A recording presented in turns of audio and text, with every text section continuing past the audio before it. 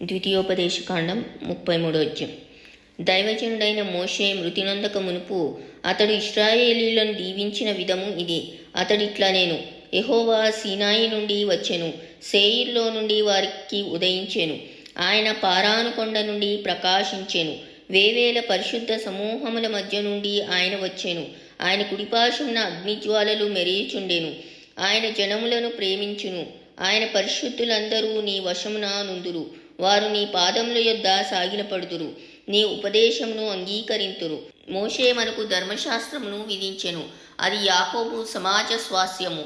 జనులలో ముఖ్యులను ఇశ్రాయేలు గోత్రములను కూడగా యెహోవా యెషూరూన్లో రాజు ఆయను. రూబేను బ్రతికి చావకయుండునుగాక. అతని వారు లెక్కింపలేనంత మంది అగుదురు. యూదాను గూర్చి అతడిట్లనెను, యెహోవా యూదా మనవి విని అతని ప్రజల యొద్దకు అతని చేర్చుము. యూదా బాహుబలము అతనికి చాలునట్లు చేసి అతని శత్రువులకు విరోధముగా నీవతని సహాయుడవై ఉందువు. లేవిని గూర్చి ఇట్లనెను, నీ తుమ్మీము నీ ఊరీము నీ భక్తునికి కలవు. మస్సాలో నీవు అతని పరిశోధించితివి. మెరీబా నీళ్ల యొద్ద అతనితో వివాదపడితివి. అతడు నేను వాని నెరుగనని తన తండ్రిని గూర్చియు తన తల్లిని గూర్చియు అనెను. తన సహోదరులను లక్ష్యపెట్టలేదు. తన కుమారులను తన కుమారులని ఎంచలేదు. వారు నీ వాక్యమును బట్టి నీ నిబంధనను గైకొనిరి.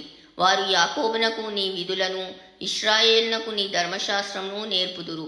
నీ సన్నిధిని ధూపమును, నీ బలిపీఠం మీద సర్వాంగ బలిని అర్పించుదురు.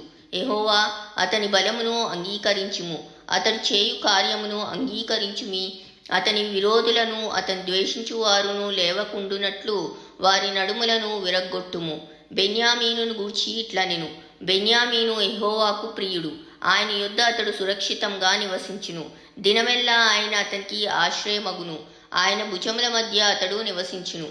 యోసేపును గూర్చి ఇట్లనెను, ఆకాశ పరమార్థముల వలన, మంచు వలన, క్రింద కృంగియున్న అగాధ జలముల వలన, సూర్యుని వలన కలుగు ఫలములోని శ్రేష్ఠ పదార్థముల వలన, చంద్రుడు పుట్టించు శ్రేష్ఠ పదార్థముల వలన, పురాతన పర్వతముల శ్రేష్ఠ పదార్థముల వలన, నిత్య పర్వతముల శ్రేష్ఠ పదార్థముల వలన, సంపూర్ణంగా ఫలించు భూమికి కలిగిన శ్రేష్ఠ పదార్థముల వలన యెహోవా అతని భూమిని దీవించును. పొదలో నుండిన వాని కటాక్షము యోసేపు తల మీదికి వచ్చును. తన సహోదరులలో ప్రఖ్యాతి నొందిన వాని నడినెత్తి మీదికి అది వచ్చును. అతని వృషభమునకు మొదట పుట్టిన దానికి ఘనత కలదు. అతని కొమ్ములు గురుపోతు కొమ్ములు.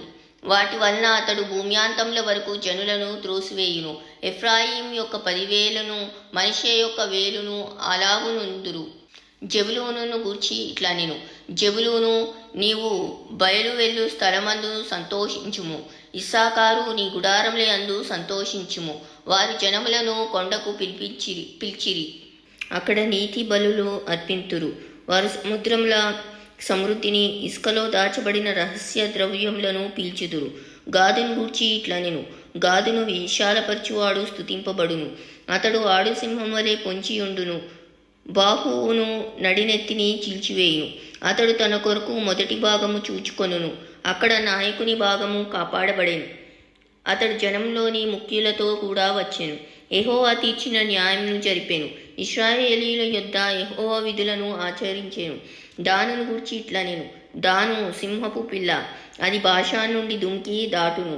నఫ్తాలిని గూర్చి ఇట్లనెను, కటాక్షం చేత తృప్తి పొందిన నఫ్తాలి, యెహోవా దీవెన చేత నింపబడిన నఫ్తాలి పశ్చిమ దక్షిణ దిక్కులను స్వాధీనపరుచుకొను. ఆషేరును గూర్చి ఇట్లనెను, ఆషేరు తన సహోదరుల కంటే ఎక్కువగా ఆశీర్వదింపబడును. అతడు తన సహోదరుల కంటే కటాక్షం నొందును. తన పాదములను తైలంతో ముంచుకొనును. నీ కొమ్ములు ఇనుపవియు ఇత్తడివియు నై ఉండును. నీవు బ్రతుకు దినములలో నీకు విశ్రాంతి కలుగును. యెషూరూను దేవుని పోలిన వాడెవడునూ లేడు.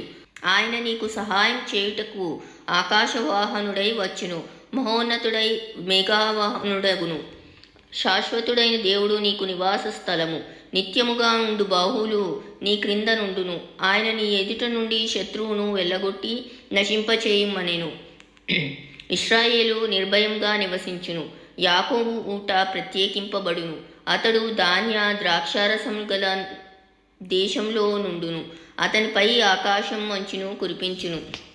ఇశ్రాయేలు, నీ భాగ్యం ఎంత గొప్పది! యెహోవా రక్షించిన నిన్ను పోలిన వాడెవడు? ఆయన నీకు సహాయకరమైన కేడము, నీకు ఔన్నత్యమును కలిగించు ఖడ్గము. నీ శత్రువులు నీకు లోబడినట్లుగా వారు వేషము వేయుదురు. నీవు వారి ఉన్నత స్థలములను త్రొక్కుదు.